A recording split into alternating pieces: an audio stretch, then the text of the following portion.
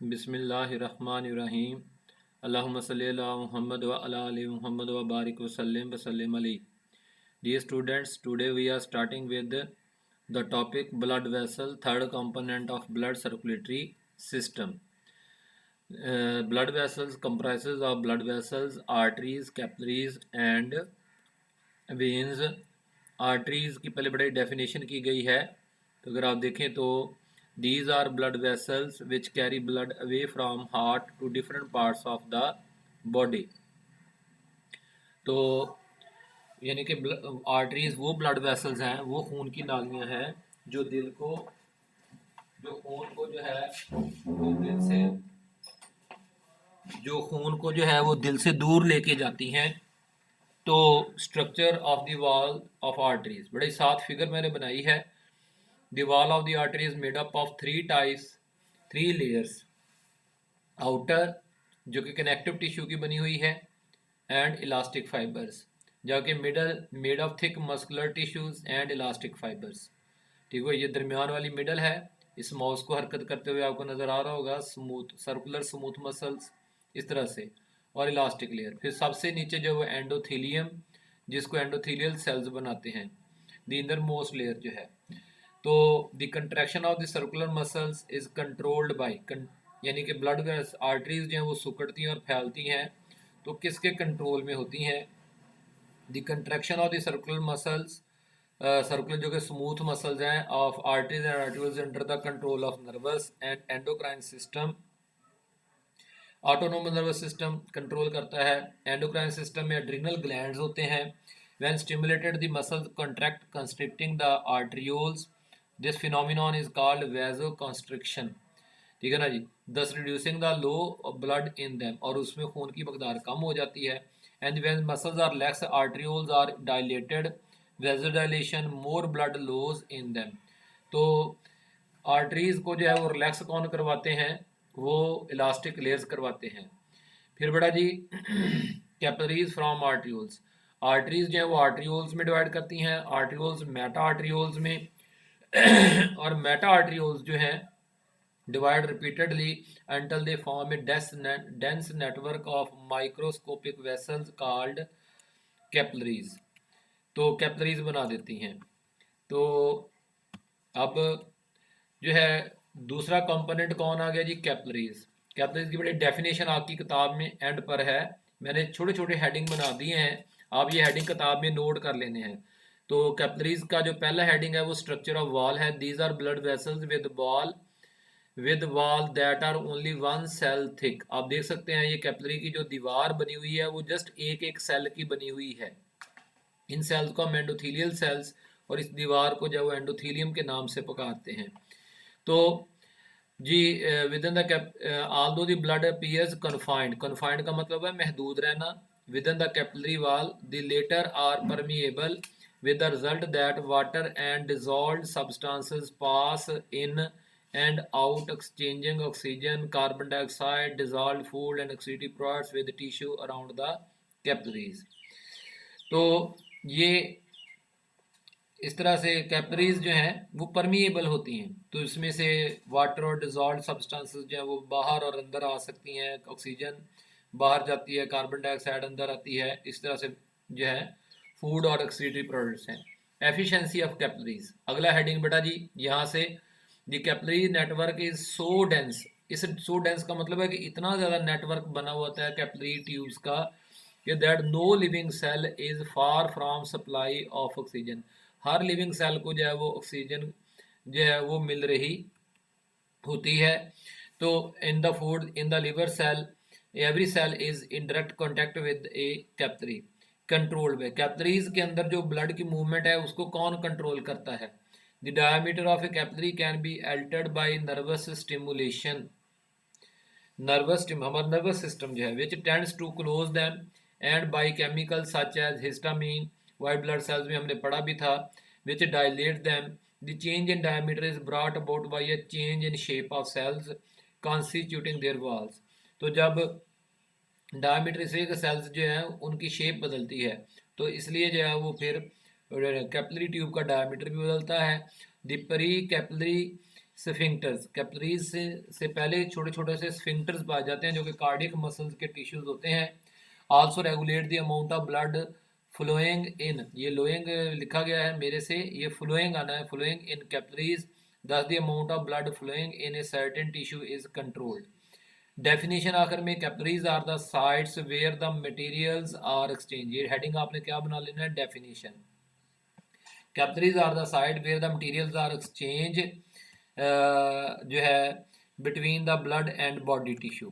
तो बेटा ये exchange of material between blood and cells, this exchange occurs in 3 ways, ये 3 तरीकों से ये एक्सचेंज होता है। तो आपको ये तीनों तरीके जो बड़े दिखाए गए हैं फिगर्स के अंदर भी। सबसे पहले देखें कि ये आपको जिधर मैं माउस से हरकत कर रहा हूँ, ये एक कैपिलरी ट्यूब है, ठीक हो गया ना जी। ये दरमियान में इंटरस्टिशियम है, जहाँ पे इंटरस्टिशियल फ्लूइड, जिसे आप एक्स्ट्रा सेलुलर स्पेस या इंटरसेलुलर स्पेस कह देते हैं, और ये दूसरे जो है वो क्या बना दिए गए, सेल्स बना दिए गए हैं। तो active transport and diffusion through cell lining capillary wall into the interstitial, ठीक है ना जी, आर एक्स्ट्रा सेलुलर फ्लूइड, यानी एक्टिव ट्रांसपोर्ट या डिफ्यूजन के ज़रिए से ब्लड में से जो मटेरियल्स हैं वो किस में, पहले एंडोथीलियल सेल्स में जाएंगे, फिर एंडोथीलियल सेल्स के साइटोप्लाज्म से इंटरस्टिशियल फ्लूइड में जाएंगे, और वाइस वर्सा इसी तरह से। जो वेस्ट हैं वो पहले बॉडी सेल से जो है वो इंटरस्टिशियल फ्लूइड में आएंगे, फिर इंटरस्टिशियल फ्लूइड से जो है वो सेल की प्लाज्मा ब्रेन को क्रॉस करते हुए साइटोप्लाज्म, और साइटोप्लाज्म में फिर प्लाज्मा ब्रेन को क्रॉस करते हुए ब्लड में इंटर हो जाएंगे। दूसरा जो तरीकाकार एक्सचेंज करने का, थ्रू इंटरसेलुलर स्पेसेस, अगर आप देखें तो सेल्स के दरमियान में आपको थोड़ी थोड़ी सी एक दराड़े सी नज़र आ रही हैं, लाइनिंग सी नज़र आ रही हैं, ये लाइनिंग्स जो हैं वो स्पेसेस हैं। तो ब्लड के मटेरियल जो है, बॉडी सेल्स और ब्लड का जो भी एक्सचेंजिंग मटेरियल है वो in intercellular spaces of endothelial lining of the wall of capillaries में से टू एंड फ्रॉम गुजर सकता है, लेकिन वाया इंटरस्टिशियल फ्लूइड। जी बेटा, material from the cavity of capillary cells, capillary cells जो कि मटेरियल कौन से, ब्लड के में से, न्यूट्रिएंट्स वगैरह, also taken up by endocytosis, endothelial cells food vacuole की सूरत में अंदर लेते हैं और फिर उनको एक्सोसाइटोसिस से इंटरस्टिशियल फ्लूइड की तरफ खारिज कर देते हैं। इस तरह से वेस्ट वहाँ से एंडोसाइटोसिस से लेते हैं और उस वेस्ट को जो है वो ब्लड की तरफ एक्सोसाइटोसिस से खारिज कर देते हैं। Same is true for the some materials entering intercellular spaces is into the blood. Role of interstitial fluid. Thus, the exchange of material take place between the blood and tissue via extracellular or interstitial fluid. The pressure, बेटा जी ये अब ये ना अगर आप page turn करें तो veins के बाद जो पैराग्राफ है वो मैंने यहाँ पे पहले उसका जिक्र कर दिया है, तो ये सारा एक ही टॉपिक बन जाता है। वहाँ पे भी आप यही हेडिंग बना लीजिएगा, रोल ऑफ इंटरस्टिशियल फ्लूइड।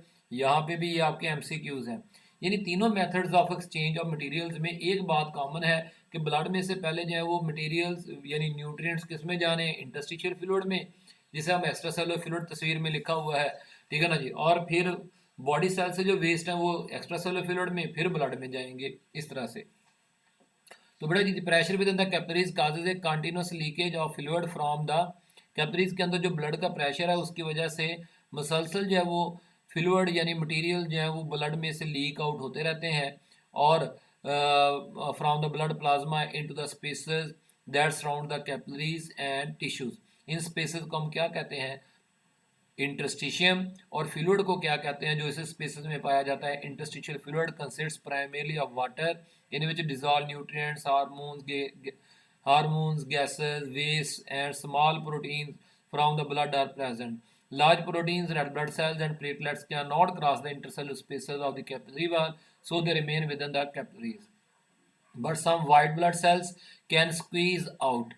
वो नुचड़ के बाहर आ जाते हैं क्योंकि स्पेसेस जगह थोड़ी छोटी होती है, तो उसमें से वो फंसते फंसाते बाहर निकल आते हैं through the intercellular spaces of capillary wall. Interstitial fluid is the medium, यही वो मीडियम है through which exchange of material take place between blood and nearby body cells. बड़ी फिगर में आपको ये कुछ दिखाया गया है। तो फिर दोबारा जी, capillaries join to form venules, capillaries मिलकर क्या बनाती हैं, वेन्यूल्स, और वेन्यूल्स मिलकर क्या बनाती हैं, वेन्स बनाती हैं। तो बेटा जी अब वेन्स थर्ड किस्म, तीसरी खून की नालियाँ जो है इनका पहले definition, these blood vessels transport blood from body cells to towards heart. Different parts of body cells से खून इकट्ठा करती हैं और इकट्ठा करके जो है वो हार्ट को देती हैं वाया वेना केवा, वो भी आगे आपको बताते हैं। स्ट्रक्चर ऑफ वॉल, इस फिगर को आप देख सकते हैं कि आर्टरी की तरह इसकी भी 3 लेयर्स हैं, लेकिन अगर आप देखें तो middle layer is relatively thin and only slightly muscular with few elastic fibres. तो ये डिफरेंसेस हो गए आर्टरीज के साथ। The semilunar walls are present in veins, these walls prevent, रोकते हैं द बैक फ्लो, ये बड़े फिर स्पेलिंग की गलती है, back flow of blood as it is moving toward the heart. Heading आपने खुद बना लेने हैं, मैंने आपकी किताब वाले ही सेंटेंस रखे हैं, सिर्फ हेडिंग आपने यहाँ पे कंट्रोल्ड बाय। तो वेन्स के अंदर ब्लड की फ्लो को कौन कंट्रोल करता है? The pressure of the surrounding muscles when they contract tends to squash, दबाते हैं वेन्स को and assist the return of blood towards heart जो है। वेन्स फॉर्म वेने के भी, veins joins to form larger veins and, और larger veins मिलकर क्या बनाती हैं? वेने कैवी बनाती हैं। बस inferior vena cava, superior vena cava, जो हमने बेटा जी आपको हार्ट के टॉपिक में पढ़ाया था, विच pour the blood into the right atrium of the heart.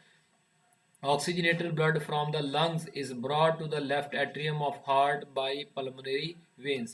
तमाम वेन्स में से वाहद ये वेन होती है जो कि जो है इसको ब्लड को जो है वो डी ऑक्सीजनेटेड ब्लड जो है वो रखती है।